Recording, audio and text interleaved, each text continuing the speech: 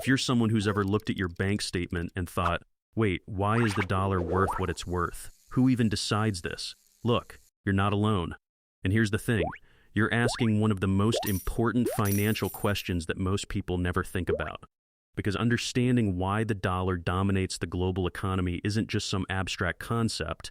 It directly affects your purchasing power, your investments, and honestly, your entire financial future. Now, if you're someone who wants to understand how money actually works in the real world, make sure to hit that subscribe button and give this video a thumbs up if this helps you out. So here's what we're going to talk about today. Currencies that tried to replace the dollar and failed spectacularly. And I'm not talking about some theoretical economics class discussion. I'm talking about real attempts, backed by some of the most powerful countries and economies in the world that spent billions of dollars trying to dethrone the US dollar as the world's reserve currency. And they all collapsed. Now you might be thinking, Nick, why should I care about global currencies?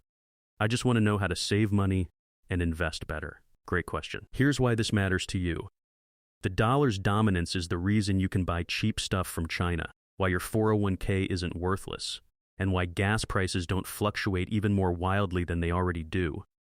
If the dollar loses its status, your cost of living could skyrocket by 20–30% practically overnight.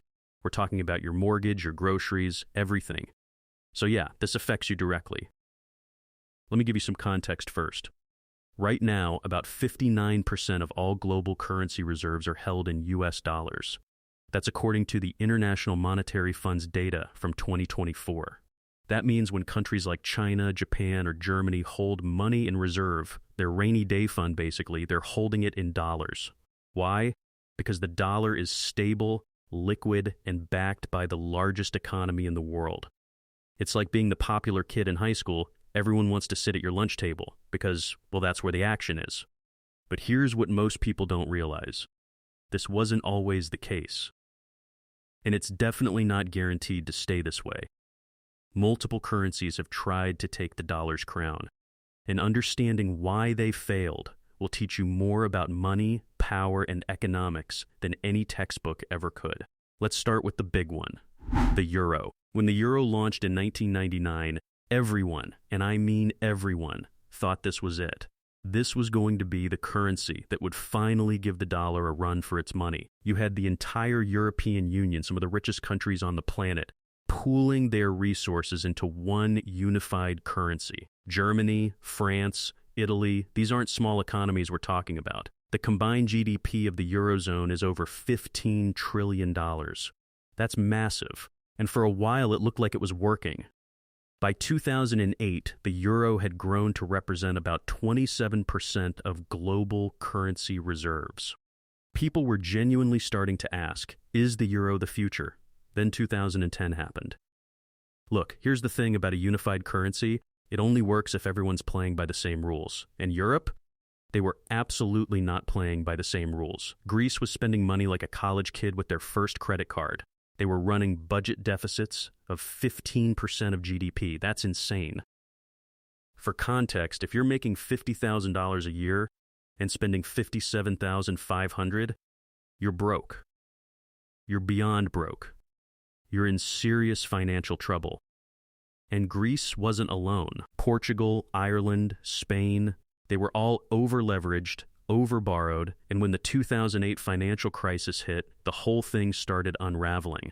Now you might be thinking, okay, but couldn't Germany just bail them out? Well, they tried.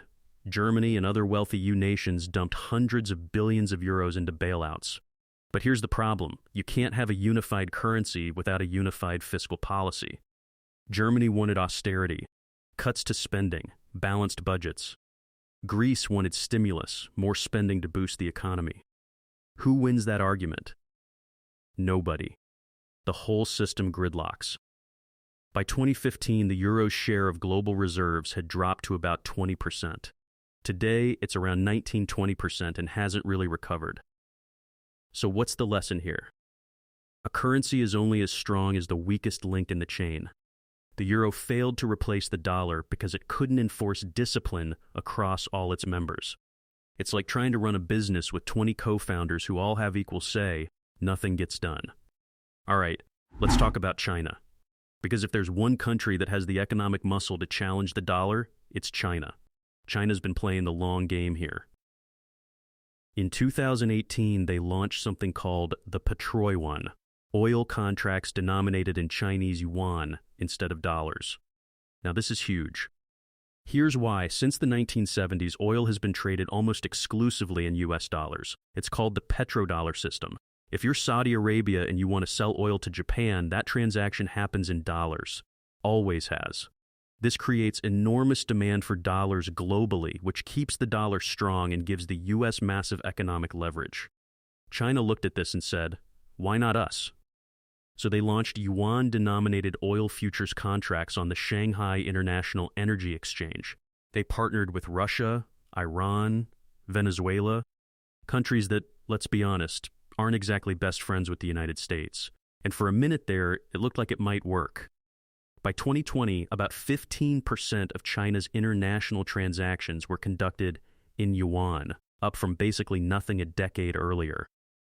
But here's where it gets really interesting, and where China's plan started to fall apart.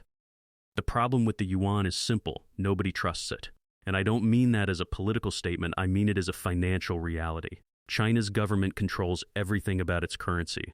They control the exchange rate. They control how much yuan can leave the country. They control who can buy what. If you're a business in Germany and you're holding yuan, you can't just convert it to euros whenever you want. There are capital controls.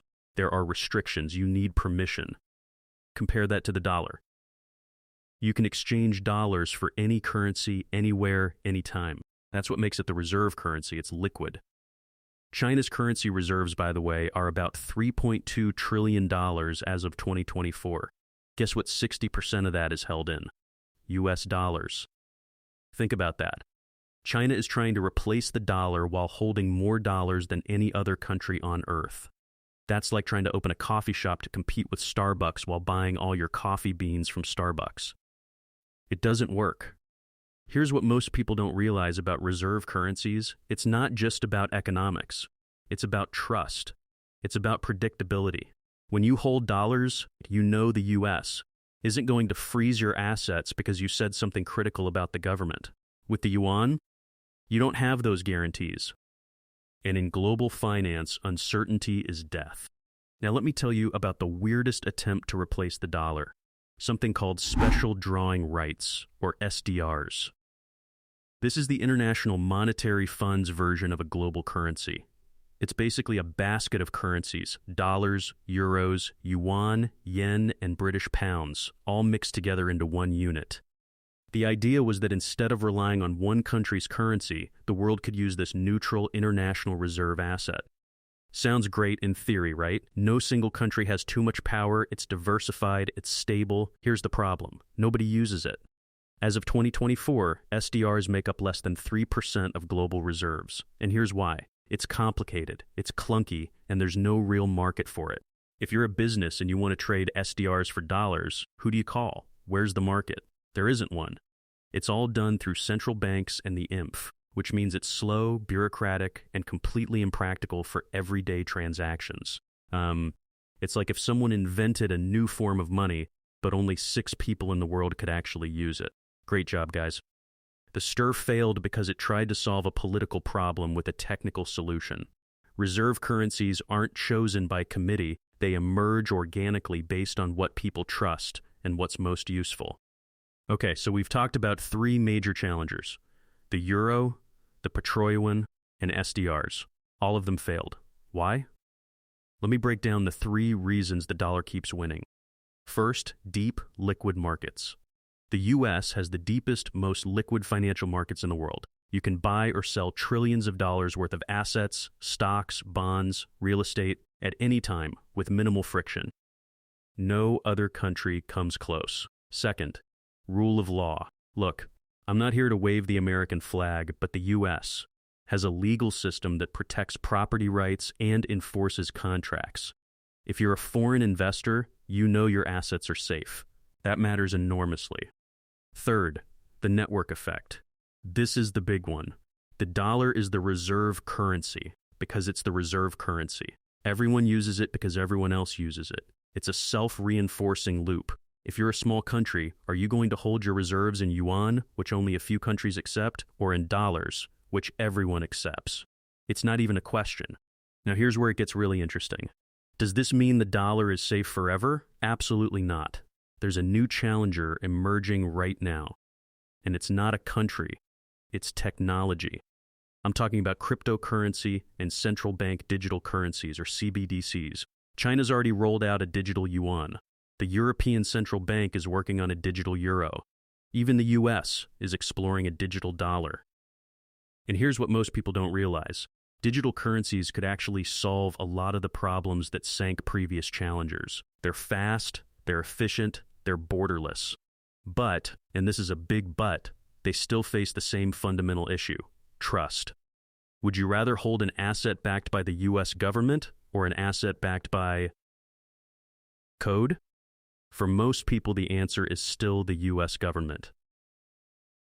All right, so why does any of this matter for your personal finances? 3 reasons. First, diversification. If you're holding 100% of your wealth in dollar-denominated assets, you're taking on currency risk.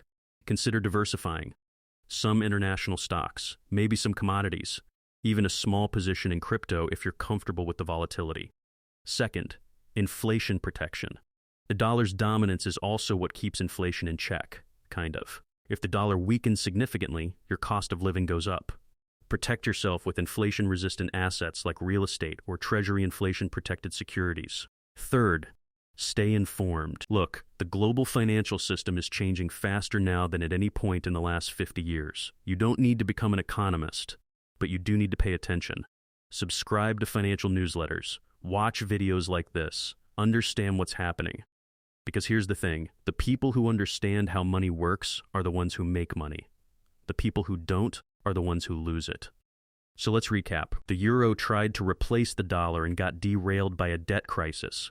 China tried with the yuan and couldn't overcome trust issues. The IMF tried with SDRs and created something nobody wanted to use. Every single challenger failed for the same basic reason. They couldn't replicate the network effects, liquidity, and trust that the dollar has built over the last 80 years. Does that mean the dollar is invincible? No. But it does mean that replacing it is way harder than most people think. And until someone figures out how to solve those 3 core problems, liquidity, trust, and network effects, the dollar is going to keep winning. Now, if you found this helpful, do me a favor, hit that like button, subscribe if you haven't already, and drop a comment below. What do you think? Is the dollar's dominance ending, or is it here to stay? I'll see you in the next one.